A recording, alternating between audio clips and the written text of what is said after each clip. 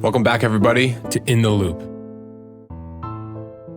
What's up, everybody? My name is Michael Burpo, and thank you again for joining us for another episode of In the Loop. Today, I'm going to be speaking with Cody Giles from the Smithy Group about social marketing techniques and do they work? So that is kind of a tongue-in-cheek way of us going about breaking down each of the individual techniques, or some of them, and which ones work and which ones are less efficient, or which ones need to be laddered together and kind of combined to create a better effect. It's a really fun talk, and I think it kind of shines a light on a lot of the topics that we sometimes touch in other episodes and kind of dives into them a little bit more. This episode is brought to you by Punchmark, the jewelry industry's leading website provider. Join the community of nearly 500 other jewelry stores in choosing Punchmark's easy-to-run and e-commerce-enabled website platform by visiting punchmark.com for your free trial demo. And this episode is brought to you by the Smithy Group, a digital growth agency that helps leaders and businesses dream bigger and achieve multi-generational integrity. Through insights and intelligence, digital marketing, and advertising solutions, they help businesses expand their business and grow their revenue. The Smithy Group has helped hundreds of businesses surpass their goals and believe that whatever your business and whatever your story, they'll make it matter to your audience. A very special thank you goes out to The Edge point of sale system for sponsoring this week's episode, and you'll hear more about them later on the show. Thanks. Enjoy. All right, and we're back. And I'm joined by Cody Giles. How you doing today, Cody? Doing well. How about yourself? Really well. I got to be honest, pretty burnt off of off social media right now. It's just too much right now. But I think it's more Twitter is killing me than anything. What about you? What's your opinion on social media right now? So are you more of an active Twitter user compared to other platforms? I don't tweet very much. I just read, and I think that's my problem is I just go through and I just think people are just completely ignorant, and I just hate it. My go-to platforms are probably Reddit and then Facebook. So me too, yeah. I'm not on Instagram a lot. Then I find myself in team conversations. We're talking about the latest things that have happened, and I know that they're talking about Instagram stories. So I have to remind myself sometimes to go back on Instagram and look through my personal stuff. Otherwise, I don't use it as much as I use it for work. So yeah. That burnout feeling. And that's the thing is, ever since I had to learn Instagram's like the rules of Instagram or like how to maximize, I think I've started to enjoy it a lot less. Back in the day, it used to be like, oh, if you hashtagged more than 3 things, you were like a real tryhard. And now it's like, if you don't do all 30, then you're really losing out on ROI. Do you get a feeling sometimes just working in marketing, you do social all day? So you get to the end of the day, like I feel like I don't do personal social media a lot because I'm just constantly doing it for work, that once at the end of the day, I'm pretty much checked out. So yeah, I know. I totally understand that. But again, you are involved or a big part of the Smithy Group's social media strategy and presence. Can you kind of just touch upon what you do for the Smithy Group? Yeah, absolutely. So in my role, I'm the Director of Integrated Strategy. So I oversee both the brand and media teams as we work with our clients to help them with their organic content, their email marketing, and also their paid advertising. A big part of that through paid advertising, Google search, and also Facebook and Instagram ads. That's what I started doing at TSG several years ago. I started as an intern in the advertising department, became an advertising strategist up to the current role as director now. So that's several years of experience working directly with Facebook ads, building and launching both Facebook and Instagram ads, since they're one and the same really with the platform.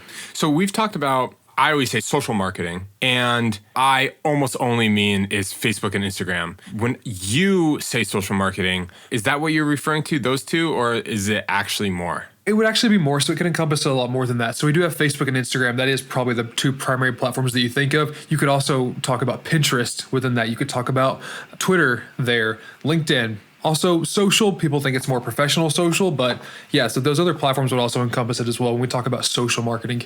So the main topic of this is going to be, does it work? So I think that one of the, I don't know if it is a dichotomy or a problem with marketing in general, is that people think that either they're going to get $1 million in sales or something like that, or they're going to gain 1 million followers overnight. Yep. And they're not really there for the process as much. They kind of just want the turnkey solution.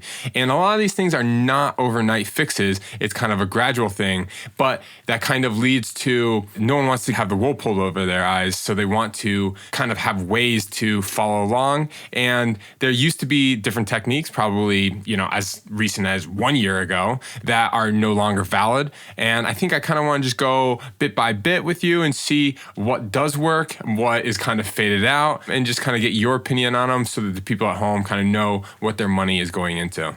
Absolutely. Sounds like a social marketing adventure. That's what it is, really. Okay. So when you start someone off on an easy, basic level of social marketing, what techniques are you generally starting with? And what are the entry level, beginner level techniques for social marketing?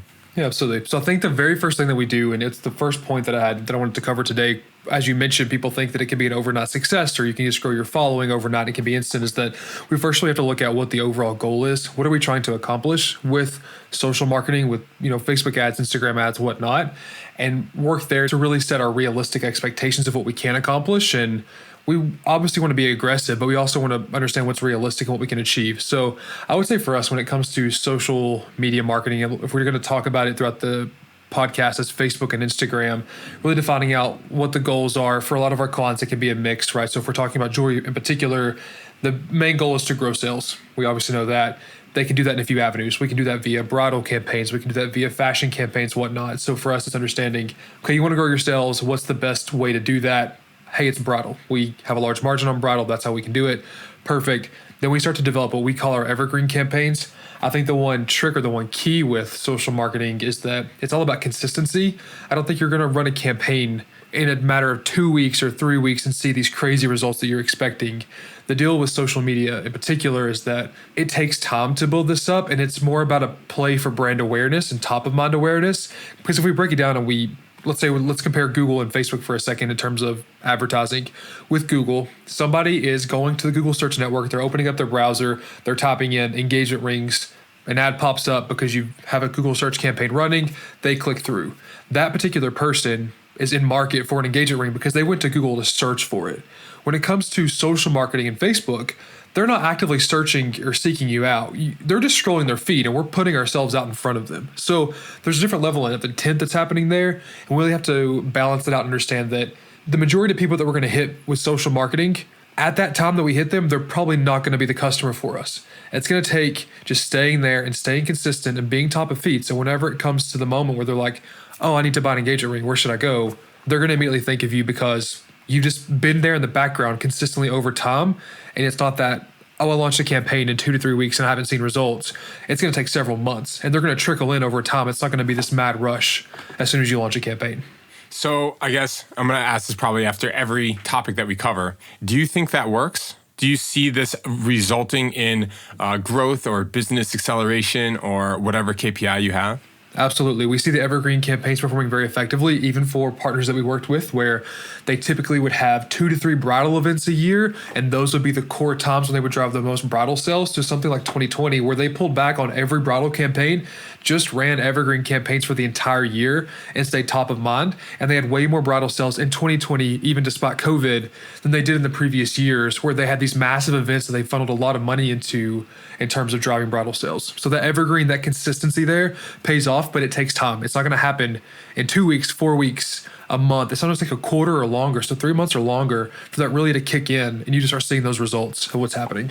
That's fascinating. So I guess I know that Instagram is owned by Facebook. So I know that Instagram just turned one of their 5 home buttons, I guess it's called, whatever those buttons are at the bottom of Instagram. They turned one of those into a shopping bag. And I really think that's like ringing all the bells. Like, this is going to be a shopping app. This is going to turn into a major way for people to buy. And they're trying to kind of pivot from being about social and showing off your life to selling items. Have you noticed that the willingness for a user to actually purchase through the app is becoming more likely, or is that still kind of a work in progress?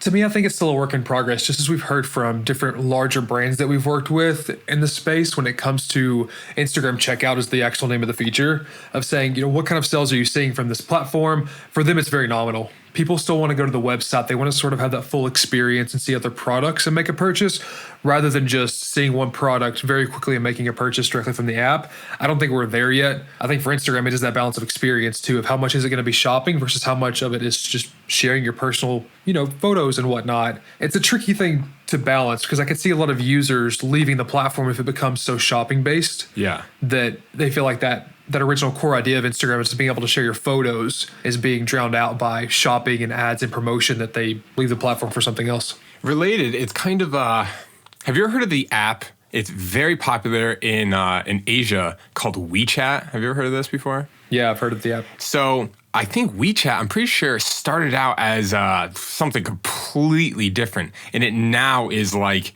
just a all-in-one. It's like a mixture of Instagram, Tinder, and Amazon. It's like all these things, and they're just like completely just adding into it. I was following it for a little while, and it sounds like Instagram is trying to sort of end up doing that. And I don't fully understand their whole strategy, but it sounds like you guys are kind of at least on the trail. That all-in platform, there's advantages to it, but I think for us as American consumers, we're so used to having multiple platforms for different things. I personally like that because I know what I get from each platform, and I don't want everything to be combined. But if Instagram's making these changes, then I'm assuming there's significant research behind it to show that there seems to be a market for it. I'm just on that core market. So I want to get to what you're going to discuss in a second, but we're talking about Instagram. I think now might be a reasonable time. I know that when people think of Instagram, a lot of times they're thinking about either influencers or micro-influencers, which I think is actually a more novel concept to me. You know, does it work? What is your experience with both of those things? Either straight up influencers, like giving them swag and having them try to shout it out because they have a big fan base, or micro-influencers, which is just, I believe, just giving them a piece of gear and asking them to, include it in just their everyday wear. Am I right on with that? Sure. Yeah, I would say we've worked with both influencers and micro-influencers. Whenever we talk about micro-influencers, what we're really looking at is a person that has a smaller base. They could even be in more of a niche audience, anywhere from around, we could say 10,000 to 50,000 followers. The benefit of sometimes working with micro-influencers in particular areas is they do have a massive presence in their area in particular, so it works well for our smaller retailers. You're often able to establish better relationships with the micro-influencers. They have better rates, so even if they do say, hey, I have a model where I charge X amount of dollars, that gets you one social post and 4 Instagram stories. For example, those rates, because of their following, is obviously going to be a lot cheaper than a major influencer that would be in the space. So it works for a lot of our retailers that do have a smaller budget they have to work with. And with them, you really can do a lot of different things. So you could say, hey, we'll pay you a certain flat fee to promote this, or we'll give you these products. It's advantageous for our retailers to give products because you get them at a discount, you're getting them at a certain margin. So you're able to offer what looks like a larger value than what it would appear to be. And it's also good to form these relationships and have lasting partnerships rather than just having it be sort of a one-time promotion, if you will. So some of our retailers have, like I said, long-lasting partnerships with micro-influencers, and they bring them in a lot for events. If they're having an event, they'll have them come in and do sort of a preview, maybe the night before.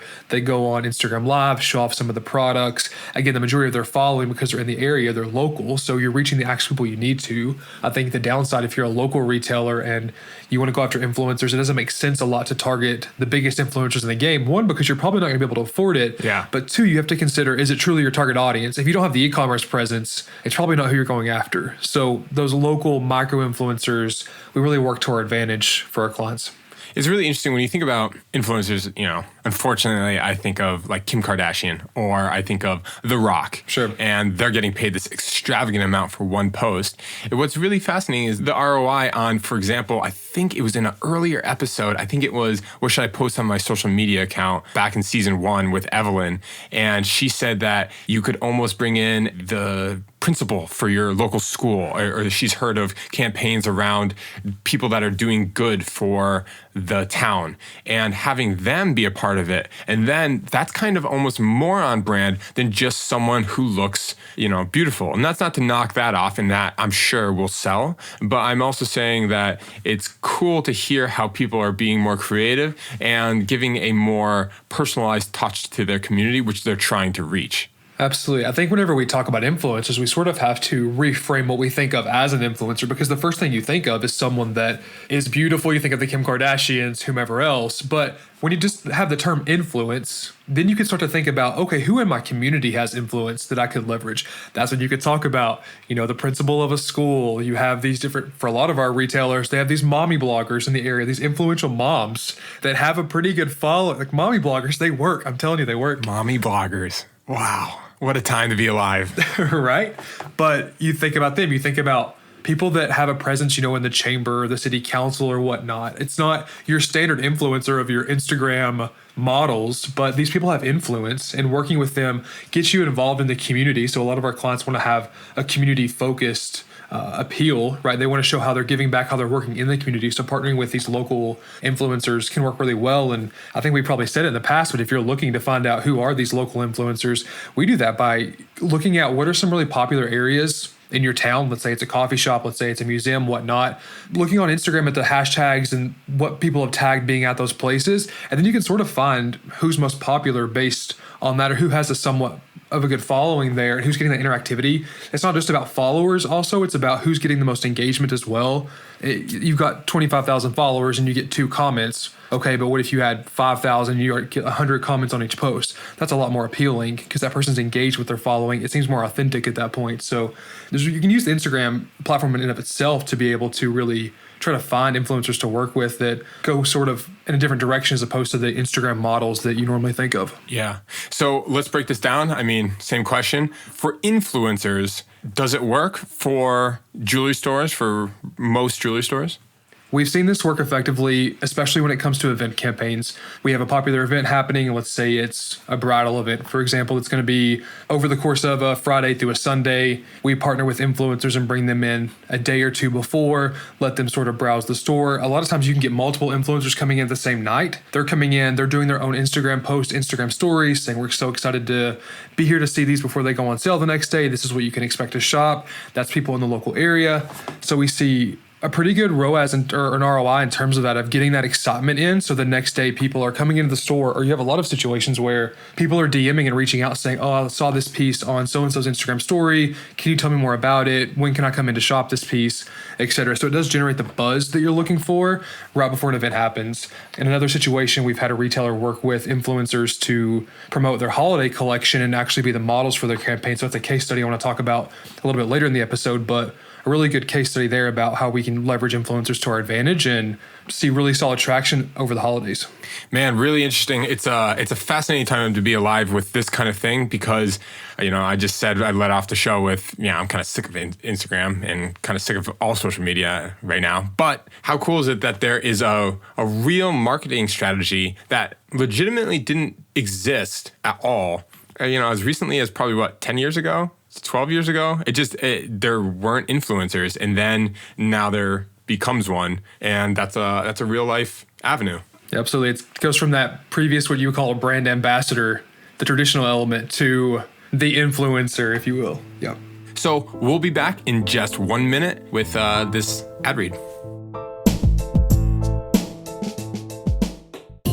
Support for this week's episode comes from The Edge. The Edge is the jewelry industry's leading point-of-sale system, though you've probably already heard about how amazing they are. They're in the business to help independent jewelers succeed in an ever-evolving retail environment where technology plays a major role. Their promise to their clients is to never let them get caught in technological or functional time warp. The Edge develops their software on state-of-the-art technology and adds features and functionality in the best interest of their users. In the words of Edge founder Dick Abbott, our biggest reward is the success of our store owners. To learn more about the Edge point-of-sale system and all the ways that can accelerate your business approach into an omni-channel solution, visit theedgeforjewelers.com. Thanks, back to the show.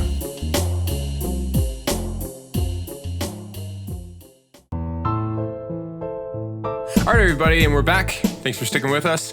So, Cody, let's talk more, slightly more advanced. I feel like those were kind of the entry levels. What's really cool is that Instagram and Facebook are, again, only referring to those, but Pinterest and Snapchat also kind of in the same thing, and TikTok even, are really readily available. They're free. And to start these campaigns, you can actually start doing them pretty much yourself. Just post, and start promoting them. But what are some more advanced ones that kind of maybe require more thought or more technical know-how or just more strategy in general? Yeah, absolutely. Whenever we start talking about advanced campaigns that we want to run, for us, that really just goes towards the dynamic content that we can run for a campaign. So we're moving beyond a standard single image ad or a single video ad, and we're getting more dynamic in terms of the copy that we're using and also what we're showing from an ad perspective. So a good example of what many would consider an advanced technique is running what we call collection ads. They're part of what's called instant experience ads via Facebook. So what this does is rather than take, a single image or a video, we're pulling products directly into ads. And what's happening is I'm going to serve a collection ad. I have a hero image or a hero video, but under that particular asset, I have a series of products that I've specified of what I want to show. We can use Mother's Day as an example. So I have a Mother's Day collection ad, maybe I have an image of a mom and daughter. Below that, I have a series of 20 products that I've selected from my website to show directly in the ad experience in Instagram or in Facebook. Why we call it dynamic is because as the ad gets shown to more people, the products will actually rearrange based on what Facebook thinks you're most likely to click on. So, and it pulls all these variables, by age, by gender, by interest, whatnot. So even though I built this ad one time, it's more than likely going to show up different for every person that views the ad because it's shuffling the products based on what it thinks I'm most likely to click on. We've seen this actually be very successful in helping our retailers start to get their first online sales from ads directly. So that can really be a spark because it's showing products that are relevant to users.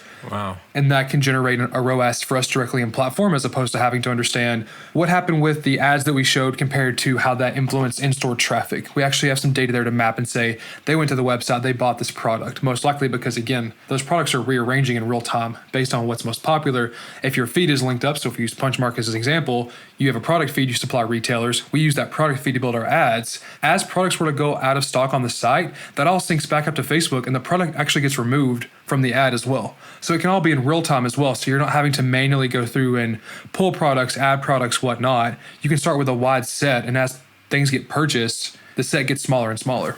Man, it's like more advanced A/B testing almost. It's like they, are taking all this data and just kind of optimizing it for you instead of you having to sit there and figure out A/B, A/B.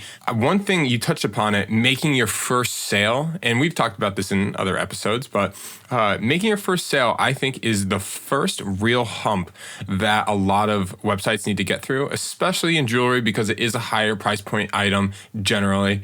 And one thing that we see with our client base is that the number of clients that have made one or more sale, it really draws the clear line down our clients as far as once you make your first sale, many more typically come. And then it's a matter of just getting over that hump. And the people who don't make one sale, they're stuck there because they have some type of problem with how they're presenting their brand, or they're not marketing the correct way, or they're marketing too luxurious or too something. And then once you get over it and you start making your first sale, it's much easier to make 2, 3, 4, 5 down the road. And it's cool to hear that might be one of those kind of easier ways to start getting over that hump.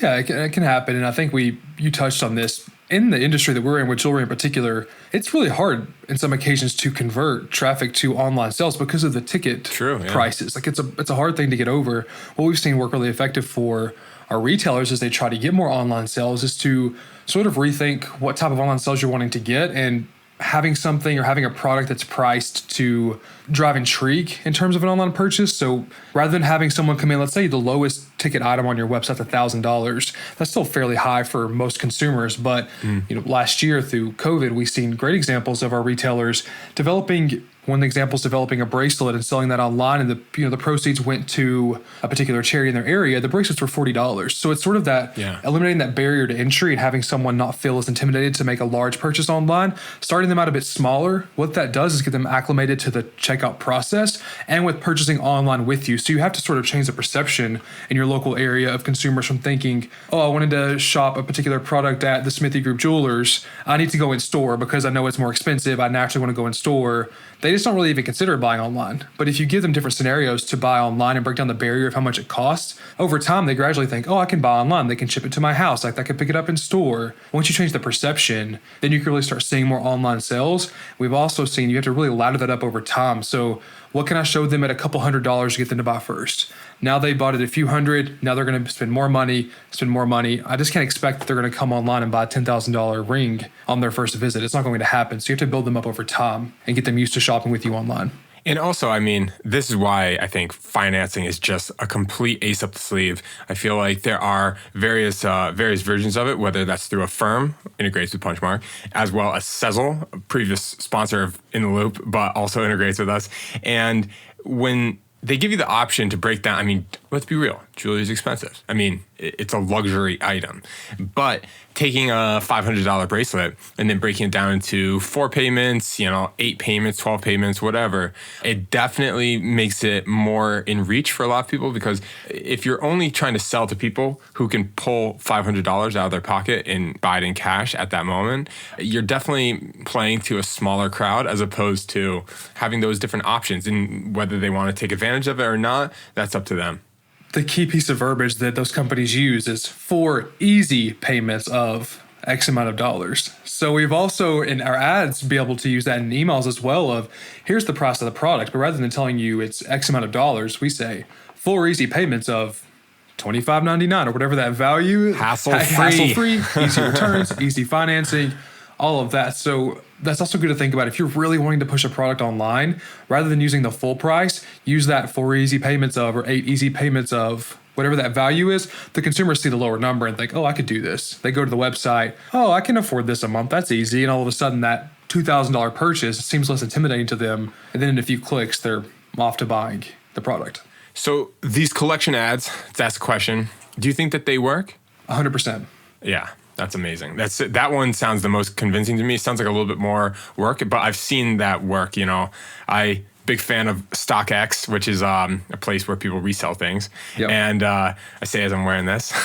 Right. And one thing that I see is they just do a phenomenal job retargeting to me. And one thing that they do is they take products that I've looked at and find lookalike products that I think they obviously think I'm interested in. And then when they send it to me, I almost don't even mind having those products shown to me, because it's like, yeah, I just want to see what else they think I'll like. And then who knows, maybe eventually I'm going to buy some overpriced Air Jordans, and that's just kind of what I'm going to end up with. But what other techniques have we not touched on yet, maybe that are more advanced or something that's kind of like an outlier?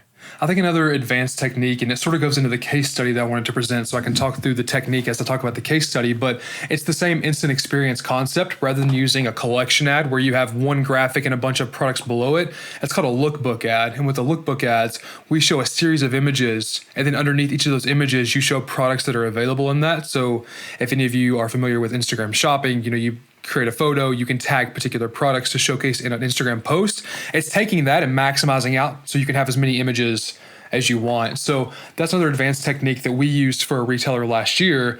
And also the other technique was bringing in influencers. So for this particular retailer, it was for their holiday campaign last year. What they did creatively was decided on which pieces were going to be part of their holiday collection. And they actually went out and found 4 different influencers in their area to be sort of the models for the campaign. Oh, very cool. They had the influencers, in addition to finding the influencers in the area, when it came time to shooting everything and getting the photography and the videography, they went to popular locations in their area as well. So this is just incredible, because as people are scrolling their feed, they 1, see a location they're familiar with, and 2, see somebody they're familiar with as well. So it's the influencers in popular locations all sort of working well together. So we had these 4 influencers. Each of the influencers were in like several different areas that were pretty common in the area we were targeting for the retailer. We were able to create lookbooks for each of these models. So the model had maybe 3 to 4 looks overall. The way these lookbooks were structured, as you're scrolling through Facebook, because it's Facebook only, it's not available on Instagram. As you're scrolling through Facebook, you would see a video of this particular influencer wearing all this jewelry, and it's mixed of all these 4 different places, these 4 different looks of where they're at. But when you clicked on the video, rather than going to a blog or going to the landing page to the website, you stayed in Facebook and you were presented with a new page. And within that page, we had a bit of copy at the top that talked about the holiday campaign, the goal, and we talked about that particular influencer and their different styles. You see that. Then as you scroll down, you see an image. So you see an image of the model wearing, let's say, 3 to 4 pieces. And under that image was a series of those actual pieces they were wearing. You can click on any of those pieces to then go back and see it on the website. Oh, very cool. So you see it in its real life environment, how it looks being worn by the influencer. Click on the product, go to the website, add it to your wish list, add it to cart, whatnot. We had a series of around 4 to 6 different photos that showed all of the different looks and all of the pieces. The retailer we were working with also made blogs for each of the individual influencers with all of their styles. So after someone clicked on the ad for Ashley, for example, as an influencer, they could see Ashley's different looks, all the pieces she was wearing. They could then click to go to the blog at the very end. That would take them to Ashley's blog, where it had every single style that was available with that particular influencer. So because these influencers are fairly popular in the area, people could really shop by influencer if they wanted to, or even shop by look. So in that particular scenario, one of the best Decembers the client had ever had. And a lot of those pieces that we advertised, we started in mid-November. By the beginning of December, they were already sold out. Oh, crazy. And these are pieces that are like several thousands of dollars, and they've sold out of them. They don't have any more. And I think that you said the term laddering, and that really seems like what is going to affect in that case study is, can you buy an influencer or two? It's like, yes. But think about how that, instead of it being the move, think of it as the tool, and then think of it as how can there be multiple tools that are involved. And it really sounds like that was a well thought out and effective strategy. Absolutely. And the thing you have to consider also when we talk about influencers and even the investment that it costs is not thinking about it as a one-off or a one-time campaign. Let's say you get to work with an influencer and you're getting to capture content. Think that this is the content that you can use over and over again. So for example, for the holiday stuff that we were shooting, we knew one of the influencers, she was a mom and her kids were actually in the photos. As we're capturing the photos for holiday, it's like, this is perfect content to use for Mother's Day. Oh, cool. Another influencer was with her husband. This is perfect content for Valentine's Day. So try to capitalize on the moments and not see it as, oh, I've got to pay, let's say it's $2,000, for example. I've got to pay $2,000 to get this influencer and this photographer for this one particular photo shoot for one campaign that I'm running. How can you maximize that content for multiple different campaigns for many months down the road? So you're saving yourself time and energy, and you have the investment up front that's going to pay off in the long run. So I definitely am sold on social marketing because it's worked on me before. It's worked on me multiple times. I'm kind of embarrassed to admit. And it's because it's made to work. Is that like too much to say? It's like they know. In most scenarios. Yeah, they know how to have it be successful. I mean, whether it's dynamically rearranging or kind of just serving me ads that they think I'm going to want to click on. We actually use social marketing in the Loupe's marketing strategy. Can you you're the one that ends up running a lot of these. Can you kind of explain how we do this? Absolutely. So for us, it's really a mix of the Smithy Group and Punchmark working together to form these ads. And what we do for the social marketing is actually for us is more retargeting. So it's a bit of a challenge for us to go on Facebook and use the targeting to find new listeners that would be in the jewelry industry that would have an interest. We don't have as many variables that we can target for. So we really use it for the contacts that we have from our email list, people that have visited our website, people that have engaged with us on social. So it's a combined effort of Katie from the Punchmark team is launching Google ads that we're using as the top of funnel to find new people. And then I'm bringing them down a bit further through social remarketing, either showing them some ads that we have that are carousels that just talk about in the Loupe overall, or we're actually starting to run carousels that feature different episodes and snippets from each episode that are most popular to get people that have heard about us, either from an event or they found us online or through social media, bringing them down the funnel and saying, you've heard about the Smithy Group, you've heard about Punchmark, but now let's talk to you about in the Loupe. This is where we're really giving you the education that you need ongoing. So we use social remarketing more than as more of a top of funnel. We use it more as that mid to bottom funnel to drive new listeners. It's been so cool because when we started with this thing, it was really just to take the things that we thought were important and try to get you guys to think that they're important also, because it's not, it's not that you need to come and get a website with us, because that might not be in the cards. It's more that you need to focus on having a website. And these social marketing tools, whether that's ads on Instagram, ads on Facebook, it has never been easier to do. And the ROI on it, even if you do it really haphazardly, is incredible. You can spend $50 and probably get a ton more traffic. Whether it's qualified or not, different story. But I think that just knowing that the tools are there, give it a poke, or just get in touch with someone who can give it a poke for you would probably, it's definitely not wasted money. It's just kind of doing your own research in the process. Yeah, absolutely. I would say that for anybody that's sort of on the fence about social marketing and the benefits and what it could do for them, you have to make sure you're playing the long game and you sort of have that long game mindset. If you're expecting something to happen overnight or you want results in 2 to 4 weeks that are driving significant revenue for you, it's probably not the platform for you. We've really focused on the long game with social marketing, but we've seen the benefits of it. I mean, doing it for half a decade and see what the payoff are for our clients that have grown, that grew in 2020 despite COVID because of social marketing and other tools. It's incredible. One more thing, actually, and I just thought of it. We were actually going to just wrap this up, but I just figured we just did that with this giveaway that we ran. We identified that, like you said, the big picture, we identified that Apple Podcasts is one of the place that we get the most downloads. We got Apple Podcasts and we have Spotify. And to get higher ratings and be in front of more people on Apple Podcasts, we need more reviews. Getting reviews from people just by asking for them is actually a little bit harder than you'd expect. So we decided that we were going to run a giveaway and give away a pair of AirPod Pros. You've probably heard it in the last 15 episodes. It's actually successful when you have, people just don't want to do things for free. So you just kind of incentivize it. And we paid these AirPod Pros in order to get 25, 30 new reviews. It's kind of interesting how it's not so much what was your goal? It's this is the end result. This is the method, and we'll just try to connect them together. Yeah, I think for us, we sort of went into it not really having a goal, which when at the very beginning of the podcast, I said, we have to understand what the goal is. And for us, we kind of went in saying, we don't have a set number. We just need to see what this can achieve because we don't want to keep asking every episode to leave a review and start bogging people down. But we knew that, one, an incentive, AirPod Pros is a good value. All you have to do is leave us a review. And then we were able to build ads around that, targeting past listeners and people that interacted with either one of our brands to be able to generate more reviews and getting between 20 and 30 new reviews that lifts us up in terms of visibility on the podcast platforms. There's kind of a little bit of a peek behind the curtain for you. I don't know if this is the kind of thing that you guys enjoy listening, but I find it fascinating to hear how people actually employ techniques, and this is how we actually do it. We have people that are experts in social marketing and digital marketing, and we might as well play to our strengths, and we'd share it with the listeners so that you guys can kind of see how it's in action. Cody, anything else before we wrap this thing up?